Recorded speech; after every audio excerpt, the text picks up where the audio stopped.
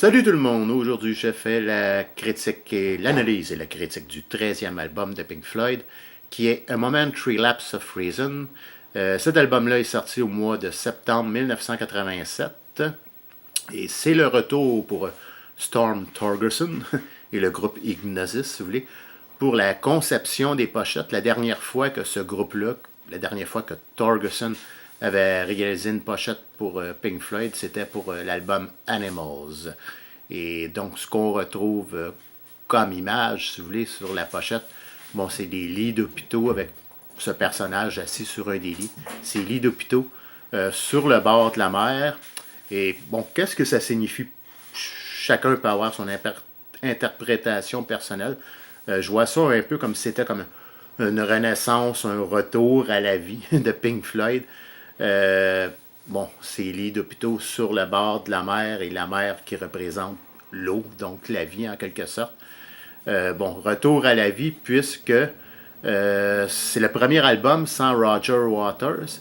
Et bon, si vous vous souvenez, pour les derniers albums de Pink Floyd avec Roger Waters, surtout pour ce qui est de Final Cut, Roger Waters avait pris totalement le contrôle au point que plusieurs présents considèrent cet album-là de Final Cut comme un album solo un peu de Roger Waters. Et les autres membres semblaient ne pas avoir grand-chose à dire. Donc, un peu comme un retour à la vie. Et cet album-là, en même temps qu'il est le premier album sans Waters, c'est aussi un retour pour Rick Wright. Rick Wright qui avait été congédié lors des sessions d'enregistrement pour l'album The Wall. Par contre, Rick Wright, pour des raisons juridiques, n'est pas considéré comme un membre officiel. Il n'a pas le droit d'être considéré comme un membre officiel de Pink Floyd. Donc, officiellement parlant, c'est un album plutôt réalisé en duo, c'est-à-dire David Gilmour et Nick Mason, mais techniquement parlant, on peut dire que c'est un album réalisé en trio, puisque la plupart des fans, et comme c'est le cas pour David Gilmour et Nick Mason, on considère Rick Wright comme faisant partie de Pink Floyd. Et comme l'album Final Cut était considéré comme un album solo de Waters, comme je disais juste un peu avant, cet album-là, Momentary Lapse of Reason, sera considéré par plusieurs, et surtout par les fans de Waters, qui veulent peut-être un peu se venger, ils vont considérer cet album-là un peu comme un album solo de David Gilmour. Bon, c'est peut-être en partie vrai, sauf que c'est pour des raisons différentes. Pour Final Cut, qui est un album presque solo de Roger Waters, Waters prenait le contrôle complet de cet album-là et laissait peu de liberté au reste du groupe. Tandis que pour A Momentary Lapse of Reason, ça a commencé un peu comme un projet d'album solo pour David Gilmour. Et un peu à la dernière minute, Gilmour a désiré en faire finalement un album de Pink Floyd. Et un peu à la dernière minute, donc Nick Mason et Rick Wright se sont joints à Gilmour pour faire un album finalement de Pink Floyd. Et on a plusieurs musiciens studio qui apparaissent sur cet album-là, puisque Nick Mason et Rick Wright manquent beaucoup de pratique, si vous voulez, et se sentent un peu insécures, point de vue pour ce qui est de leur performance. Et c'est la raison pour laquelle leur participation est peut-être considérée un peu comme minime, bien que Nick Mason a quand même soit rajouté de la batterie ou des effets sonores sur à peu près 6 morceaux. Pour ce qui est de Rick Wright, il rajoutera des parties d'orgue Hammond ou de piano sur 4 ou 5 morceaux. Et parmi cette multitude de musiciens studio qu'on retrouve sur cet album-là, on a Bob Ezrin qui avait participé à l'album The Wall. Donc Bob Ezrin qui jouera de quelques instruments, dont des claviers. Et il sera aussi coproducteur avec David Gilmour. Et cet album-là qui a été difficile un peu à enregistrer dû à une bataille juridique Roger Waters versus le reste du groupe pour ce qui était de l'utilisation du nom Pink Floyd. Bon, Gilmour et Mason auront finalement gain de cause et pourront utiliser le nom Pink Floyd. Et contrairement à tous les albums à partir de Dark Side of the Moon, aller jusqu'à The Final Cut, qui étaient des albums concept, contrairement à cela, cet album-là, A Momentary Lapse of Reason, est plutôt une collection de chansons, si vous voulez, à l'ambiance peut-être un peu fluviale, si vous voulez, puisqu'il y a plusieurs des chansons qui ont été enregistrées sur le bateau studio, si vous voulez, de David Gilmour, qui s'appelle L'Astoria. Et il y a d'autres chansons qui seront enregistrées dans différents studios, dont des studios d'enregistrement aux États-Unis.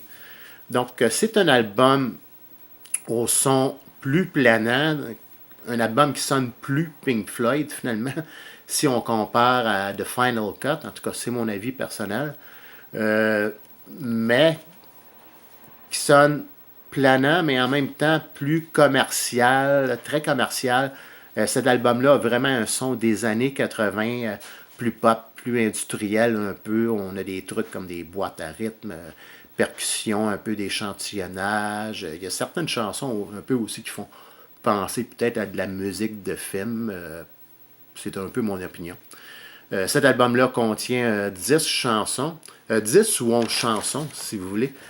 Bon, c'est-à-dire qu'on a 7 chansons qui s'appellent Yet Another Movie, qui est couplée de Round and Around sur le vinyle.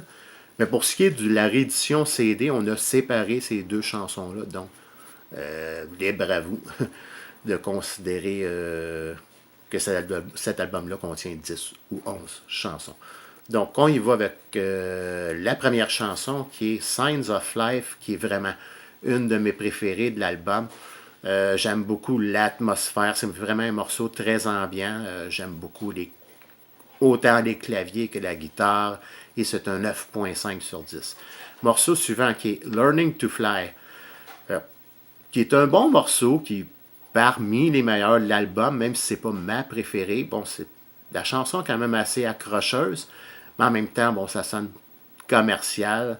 Je donnerais à peu près un 7 sur 10. Chanson suivante qui est The Dogs of War. J'aime beaucoup le rythme sombre, les claviers. J'aime beaucoup le clavier dans cette chanson-là. Et le rythme sombre un peu. Et bon, c'est une chanson un peu bluesée. À peu près la même chose, à peu près un 7 sur 10 pour The Dogs of War. Chanson suivante qui est One Slip. J'aime beaucoup l'introduction avec les claviers et cette espèce de sonnerie qu'on a. Mais pour l'ensemble de la chanson, bon, ça sonne vraiment machine, boîte à rythme, industriel. La mélodie est quand même assez bonne. Dans l'ensemble, je donnerais à peu près un 6.2, 6.3. Peut-être pour One Slip, 6.3 sur 10. Chanson suivante qui est On the Turning Away, bon, qui est vraiment ma préférée de l'album. J'aime tout de cette chanson-là. Autant l'intro qui est pratiquement chantée, qui est pratiquement a cappella. On a David Gilmour qui chante et on n'a que les claviers derrière. Et ensuite, bon, s'ensuit la guitare acoustique, guitare électrique, tout le reste. Un 10 sur 10 probablement pour On the Turning Away. Ensuite, morceau suivant, on a Yet Another Movie, couplé de Round and Around. Et Yet Another Movie, c'est le morceau que j'aime le moins sur l'album. Bon, il y a un petit côté ambiant, mais ça sonne pareil. Machine, boîte à rythme. Je ne veux pas être trop sévère, mais personnellement, c'est un 4.5 sur 10. Pour l'autre petit morceau qui est comme joint à Yet Another Movie, petit morceau qui s'appelle Round and Around, je donnerais un 6 sur 10, mais ça dure pas beaucoup plus d'une minute, ce qui fait que les deux ensemble, Yet Another Movie, couplé de Around and Around, ça mérite un 4.5 sur 10. Morceau suivant qui est A New Machine, bon, c'est pas réellement une chanson, c'est quand même intéressant. On a David Gilmour qui parle à travers un talk box, un 6.2 ou 6.3 sur 10. Morceau suivant qui est Terminal Frost, qui est un instrumental. J'aime le côté ambiant. Par contre, la mélodie au piano, qui s'étire un peu, c'est bien, mais c'est je trouve ça très long personnellement. Ça dure 6 minutes 17. Et c'est la raison pour laquelle je donne un 6 sur 10 pour cette chanson-là. Morceau suivant qui est A New Machine Part 2, ou deuxième partie si vous préférez. Bon, qui est la même chose un peu que la partie 1, mais en plus court, une quarantaine de secondes. David Gilmour qui parle à travers un talkbox. 5.7 ou 5.8, étant donné que c'est plus une ébauche de semblant de morceau. 5.7 ou 5.8 sur 10. Et finalement, le dernier morceau qui est Sorrow. Pour plusieurs, ce morceau-là est peut-être leur préféré. J'adore personnellement l'intro de guitare de David Gilmour qui dure à peu près 1 minute 45. Mais pour ce qui est du reste, bon, j'aime ce petit bout de la chanson One World, One Soul. Mais pour ce qui est de la mélodie principale, si vous voulez, je trouve ça un peu monotone. En tout cas, c'est mon avis personnel et c'est la raison pour laquelle je donnerais un 6.2, 6.3 sur 10 pour Sorrow. Donc, dans l'ensemble, pour cet album-là, qui est Momentary Lapse of Reason, quelques bonnes chansons, mais je pense que c'est vraiment la première moitié de l'album, ou la face 1 du vinyle, si vous voulez, que je trouve la plus intéressante. On retrouve ce son ambiant un peu de Pink Floyd, mais qui est à la fois aussi plus commercial, plus machine, et ça influence un peu, le côté commercial influence un peu mon degré d'appréciation qui peut varier entre 6.3 allant jusqu'à 6.7, mais dans l'ensemble, au moment où je vous parle, je vous dirais que je donnerais un 6.5, 6.6 sur 10 pour cet album-là. Donc, c'était tout pour ma critique d'aujourd'hui. J'espère que vous avez apprécié. Comme d'habitude, vous pouvez laisser vos commentaires.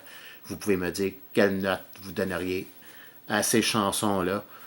Quelle note vous donneriez à l'album Momentary Lapse of Reason. Donc, sur ce, je vous remercie et je vous dis à la prochaine.